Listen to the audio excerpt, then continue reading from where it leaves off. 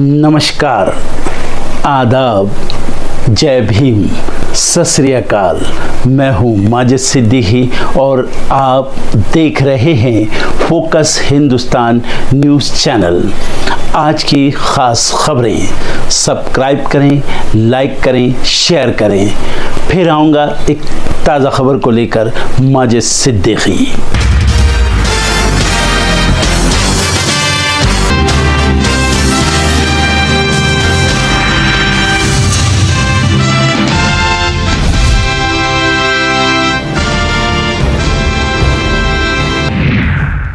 Mauritius के प्रधानमंत्री doctor नवीन चंद्र रामगुलाम पहुंचे काशी। आज पीएम मोदी संग होगी जरूरी बातचीत। राहुल गांधी के रायबरेली दौरे का आज दूसरा दिन, स्थानीय नेताओं और कमेटियों से करेंगे मुलाकात। सोनिया गांधी की नागरिकता मामले में आज रॉज एवेन्यू कोर्ट सुनाएगी फैसला। बिना भारतीय नागरिकता हासिल किए वोटर लिस्ट में नाम शामिल कराने के आरोप में याचिका दाखिल।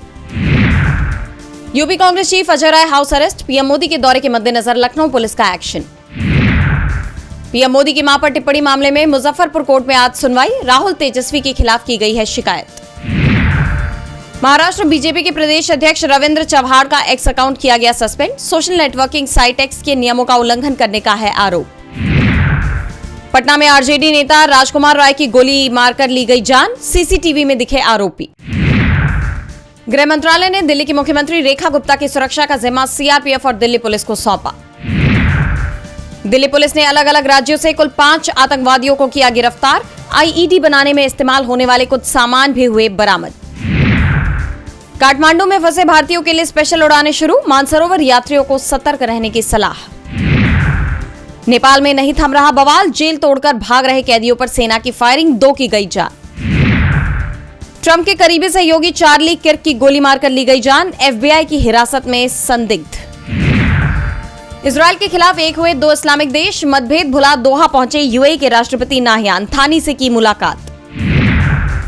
नेटो से टक्कर लेंगे पुतिन। पोलैंड का आरोप, देश में घुसे 19 रूसी ड्रोन मार गिराए। रूस ने दिया जवाब। यूएन में भारत ने पाकिस्तान को सुनाई खरी खरी। आतंकवाद को प्रायोजित करने का लगाया आरोप। भारत वापस आएगा भगोड़ा कारोबारी मेहुल चोकसी। शुरू होगी प्रत्यर्पण की कार्यवाही। राजेंद्र नगर नई दिल्ली तेजस राजधानी और संपूर्ण क्रांति को मिला एक और स्टॉपेज। रेलवे ने जारी की सूचना। अपनी अंतिम यात्रा पर निकले 1200 साल पुराने 3 वाइकिंग जहाज अब शिप म्यूजियम में रखे जाएंगे। म्यूचुअल फंड से निवेशकों का मोह हुआ भंग। अगस्त में धड़ाधड़ बंद हुई एसआईपी। इक्विटी एमएफ में 22% की गिरावट। जीएसटी कटौती से 30-35 रुपए तक सस्ती हो सकती है सीमेंट की बोरी। घटेगी निर्माण लागत।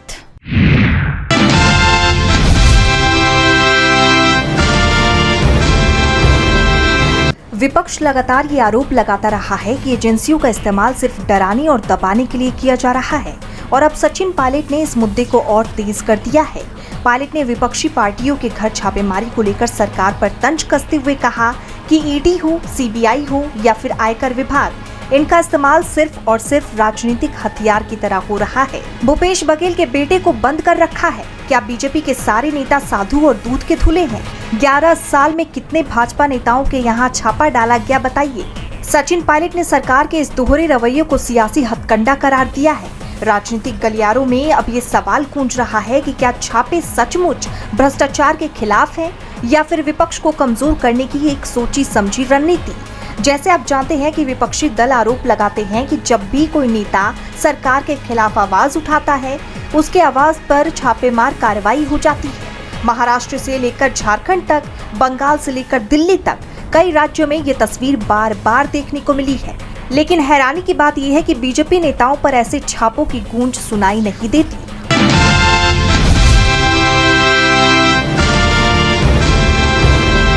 राजस्थान में कैबिनेट मंत्री किरोड़ी लाल मीणा हमेशा अपनी कार्यशैली और बयानों के कारण चर्चा में रहते हैं। इस बीच उनका एक बयान काफी सुर्खियों में है, जहां एक कार्यक्रम के दौरान उन्होंने कहा कि बाढ़ और आपदा प्रभावित क्षेत्रों में जाना सरकार की जिम्मेदारी है। भारी बारिश से 193 लोगों की जान चली गई। बाढ़ में 13 लोग रील बनाते समय बह गए। राजस्थान में वसुंधरा राजे की सरकार हो या भजनलाल शर्मा की सरकार, आपदा मंत्रालय हमेशा मेरे ही हिस्से आता है। इन दोनों सरकार में मैं ही आपदा मंत्री बना हूँ। जहाँ आफत पड़े तू भाग, मकान गिरे तू भाग, बिजली पड़े तू जा, मतलब जहां भी आफत पड़े वहां मेरे को जाना पड़ता है। शायद सीएम भजनलाल शर्मा ने मेरा पिछला कामकाज देखकर मुझे फिर से आपदा मंत्रालय सौंप दिया। मीणा के इस बयान के बाद सियासी पारा हाई हो गया है और कयास लगाए जा रहे हैं कि क्या राजस्थान कैबिनेट में सब कुछ ठीक नहीं है, क्या किरोड़ी लाल मीणा अपनी सरकार से खुश नहीं है। बता दें, जयपुर के बिरला ऑडिटोरियम में सम्मेलन आयोजित हुआ जिसमें सीएम भजनलाल शर्मा के साथ किरोड़ी लाल मीणा ने भी शिरकत की और ये बयान दिया जो अब सुर्खियों में बना हुआ है।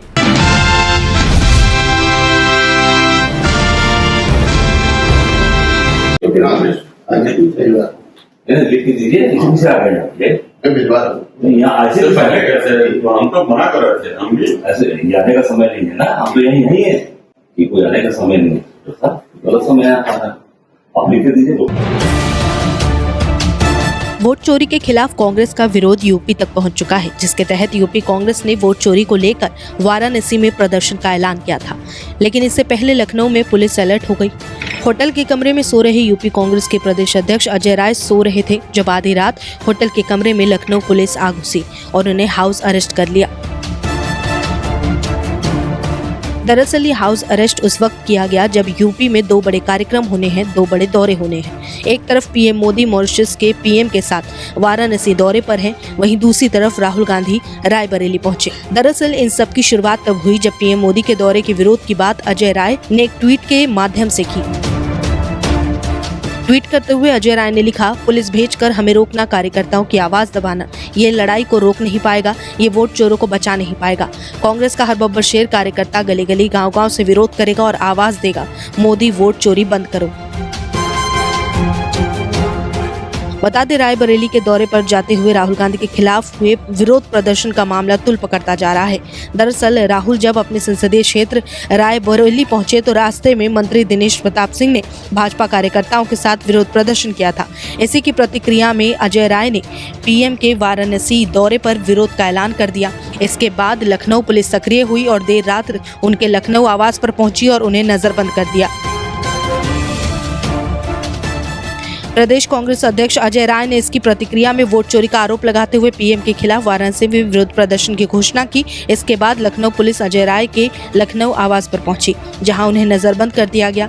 इसके अतिरिक्त लखनऊ से वाराणसी के बीच पड़ने वाली सभी टोल प्लाजा पर सुरक्षा कड़ी करते हुए पुलिस को अलर्ट कर दिया। दरअसल पीएम मोदी आज वाराणसी दौरे पर हैं। मोदी के काशी दौरे से पहले यूपी कांग्रेस अध्यक्ष अजय राय समेत कांग्रेस सपा के 200 नेताओं को हाउस अरेस्ट किया गया है। दरअसल यूपी कांग्रेस ने वोट चोरी को लेकर वाराणसी में प्रदर्शन का ऐलान किया था। इसके चलते देर शाम पुलिस अलर्ट हुई। लखनऊ के होटल में सो रहे अजय राय के कमरे में पुलिस घुस गई। अजय राय ने विरोध जताया, इंस्पेक्टर पर भड़क गए, उन्हें खरी खोटी भी सुनाई। पीएम मोदी के दौरे की बात करें तो पीएम मोदी 4 घंटे वाराणसी में रहेंगे। इस दौरान मॉरिशस पीएम के साथ होटल ताज में द्विपक्षीय वार्ता करेंगे। मॉरिशस पीएम शाम को नमो घाट से क्रूज पर सवार होकर दशाश्वमेध घाट पहुंचेंगे, जहां गंगा आरती देखेंगे। पीएम राम गुलाम के सम्मान में योगी सरकार ने शाम को होटल ताज में डिनर रखा है। 12 सितंबर को मॉरिशस के पीएम बाबा विश्वनाथ मंदिर में दर्शन पूजन करेंगे। फिर सुबह 10:30 बजे बाबतपुर एयरपोर्ट से अयोध्या के लिए रवाना होंगे, जहां रामलला का आशीर्वाद लेंगे।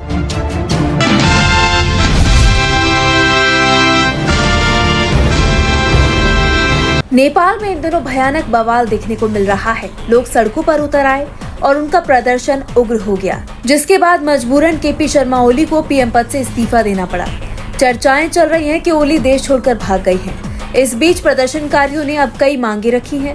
इनमें शासन में व्यापक सुधार और पिछले 3 दशकों में राजनेताओं की लूटी गई संपत्तियों की जांच की मांग शामिल है। आंदोलनकारियों ने ऐलान किया है कि विरोध प्रदर्शनों के दौरान जान गंवाने वाले सभी लोगों को शहीद का दर्जा दिया जाएगा। साथ ही देश के संविधान में संशोधन या इसे नए तरीके से लिखा जाना भी मांग में शामिल है। बीते दिन प्रदर्शनकारियों ने संसद, राष्ट्रपति और प्रधानमंत्री आवास के साथ सुप्रीम कोर्ट में भी आगजनी की, जिसके बाद हालात संभालने के लिए Nepal army chief general Ashok Raj खुद मैदान में उतर आए। उन्होंने आंदोलनकारियों को सेना मुख्यालय बुलाकर बातचीत की और उनकी मांगों को सुना। इसके साथ ही उन्होंने राष्ट्र को संबोधित करते हुए जनता से शांति का आह्वान किया। अब काठमांडू एयरपोर्ट और सरकार के मुख्य सचिवालय, सिंह दरबार जैसे अहम ठिकानों पर सेना का नियंत्रण है। देश की सीमाएं पूरी तरह से बंद कर दी गई हैं। जरूरी सेवा से जुड़ी गाड़ियों को ही छूट दी गई है। सेना ने चेतावनी दी है कि प्रदर्शन, तोड़फोड़, लूट, आगजनी या किसी भी व्यक्ति और संपत्ति पर हमला अब दंडनीय अपराध माना जाएगा और इसमें शामिल लोगों के खिलाफ सख्त कार्रवाई की जाएगी। साथ ही सेना ने नागरिकों और मीडिया से अपील की है कि वो सिर्फ आधिकारिक जानकारी पर भरोसा करें और किसी भी तरह की अफवाहों पर ध्यान न दें। इस बीच नेपाल में अंतरिम सरकार के गठन को लेकर भी चर्चाएं शुरू हो गई हैं। सवाल ये उठ रहे हैं कि क्या सेना ही देश चलाएगी, क्योंकि नेपाल में बांग्लादेश की तरह अंतरिम सरकार के गठन की प्रक्रिया शुरू नहीं की गई है। इस समय तो सेना ने देश का कंट्रोल अपने हाथ में ले लिया है। हालांकि देश के जो हालात हैं वो तुरंत संभलते नहीं दिखाई दे रहे।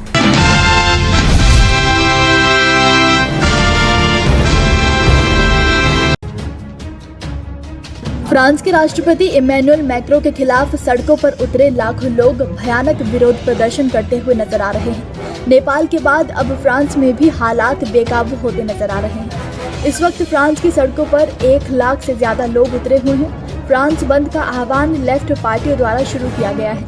इस प्रदर्शन को ब्लॉक एवरीथिंग नाम दिया गया। सरकार ने 80,000 पुलिसकर्मियों को तैनात कर दिया है। अब तक 200 से ज्यादा उपद्रवी गिरफ्तार किए जा चुके हैं। फ्रांस इन दिनों सड़कों पर अराजकता और संसद में अस्थिरता दोनों से जूझ रहा है। बुधवार सुबह राजधानी पेरिस और कई बड़े शहरों में पुलिस और प्रदर्शनकारियों के बीच भयंकर झड़प हो गई। ब्लॉक एवरीथिंग नाम से शुरू हुए इस अभियान ने पूरे देश में सब कुछ अस्त व्यस्त कर दिया। बता दें कि ये प्रदर्शन ऐसे समय पर हुआ है जब फ्रांस के नए प्रधानमंत्री सेबास्टियन लेकॉर्नु ने कल ही अपना कार्यभार संभाला है।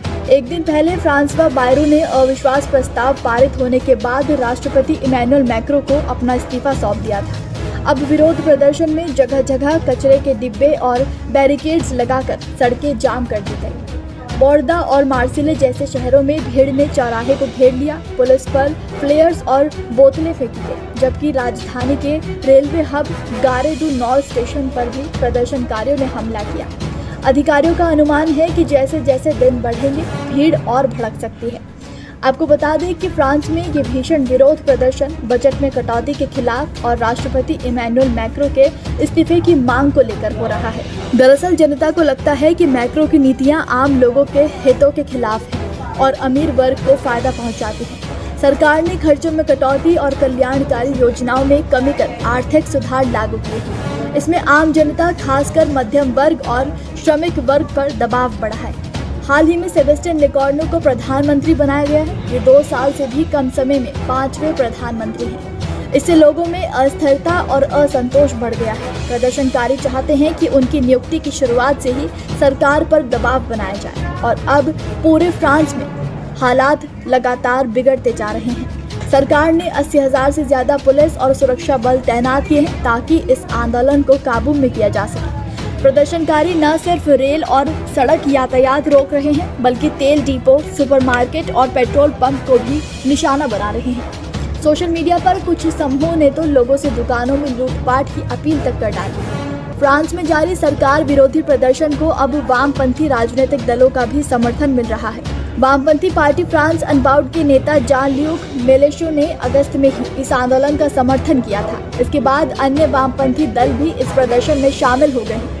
विरोध प्रदर्शन कर रहे सीजीटी यूनियन ने प्रदर्शन के दौरान कहा कि असली समस्या मैक्रो और उनके काम करने के तरीके की है। जब तक उनकी विदाई नहीं होती प्रदर्शन चलता रहेगा। ब्लॉक एवरीथिंग मूवमेंट शुरू हुआ। इसमें 10 सितंबर को देश भर में सब कुछ बंद करने की अपील की गई थी। यह आंदोलन प्रधानमंत्री के इस्तीफे दे चुके फ्रांसवा बायरो की बजट नीतियों के खिलाफ शुरू हुआ था। बायरो ने सार्वजनिक खर्च में लगभग 4 लाख करोड़ रुपए की कटौती कर दी थी। इससे देश भर में पेंशन पर रोक लग गई थी और बाकी कई सामाजिक योजनाओं में कटौती कर दी गई थी। इससे लोग काफी ज्यादा नाराज हो गए थे।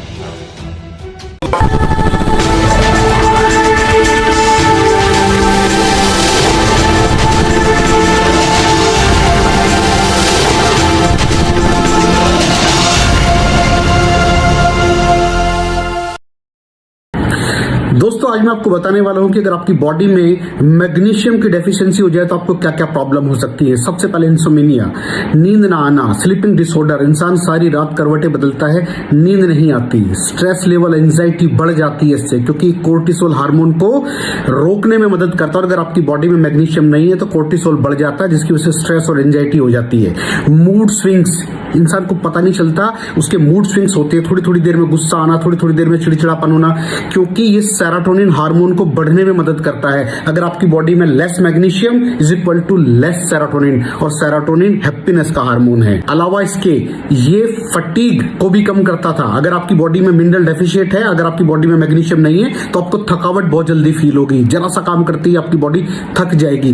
पुअर डाइजेस्टिव सिस्टम, ये डाइजेस्टिव सिस्टम को भी मैनेज करने में बड़ा शानदार रोल प्ले करता है, और अगर इसकी डेफिशिएंसी है तो कॉन्स्टिपेशन, डायरिया जैसी प्रॉब्लम हो जाती है। माइग्रेन बहुत खतरनाक प्रॉब्लम है। माइग्रेन अगर डेफिशिएट है आपकी बॉडी मैग्नीशियम से, तो आपको माइग्रेन की प्रॉब्लम भी हो सकती है। ब्लड प्रेशर, अगर आपकी बॉडी में मैग्नीशियम कम है तो आपको ब्लड प्रेशर की प्रॉब्लम हो सकती है। इरेगुलर हार्ट बीट, ये हार्ट बीट का बढ़ जाना, कम हो जाना, बढ़ जाना, कम हो जाना, मैग्नीशियम डेफिशिएट होने की निशानी है। ऑस्टियोपोरोसिस, बोन हेल्थ वीक हो जाती है, क्योंकि आपकी बॉडी का 60% जो मैग्नीशियम है वो आपकी बोन्स के अंदर होता है। अगर आप बाहर से मैग्नीशियम नहीं ले रहे हैं तो आपकी बॉडी जो है वो हड्डियों में से लेना शुरू कर देती है, जिसकी वजह से ऑस्टियोपोरोसिस की प्रॉब्लम भी हो सकती है, आपकी हड्डियां कमजोर हो जाती हैं। और मसल क्रैम्पिंग, मसल क्रैम्प, नस पे नस का चढ़ जाना, मसल्स पे अकड़ जाना, बिल्कुल चलना मुश्किल हो जाता है। तो मसल क्रैम्पिंग भी तभी होती है जब आपकी बॉडी में मैग्नीशियम की डेफिशिएंसी हो। और दोस्त, हमारे यहाँ 90% से ज्यादा लोग मैग्नीशियम डेफिशिएंसी के शिकार हैं। कहां से मिलेगा मैग्नीशियम, कितनी मात्रा में लें, किस क्वालिटी का लें? तो उसका जवाब है वेस्टीज प्राइम CMD। इसके अंदर आपको भरपूर मात्रा में मैग्नीशियम मिलेगा, आपकी सारी प्रॉब्लम सॉल्व हो जाएगी। Thank you so much. दर्शकों, देख लिया आपने हमारे वीडियो को। हमें खुशी होगी कि आपने हमारे न्यूज़ को लाइक किया और दूसरों को शेयर किया। अगर अभी तक हमारे चैनल फोकस हिंदुस्तान को सब्सक्राइब नहीं किया है तो तुरंत सब्सक्राइब करें, कमेंट करें और बेल आइकॉन को प्रेस करें। हम हाजिर हैं खबर के लिए।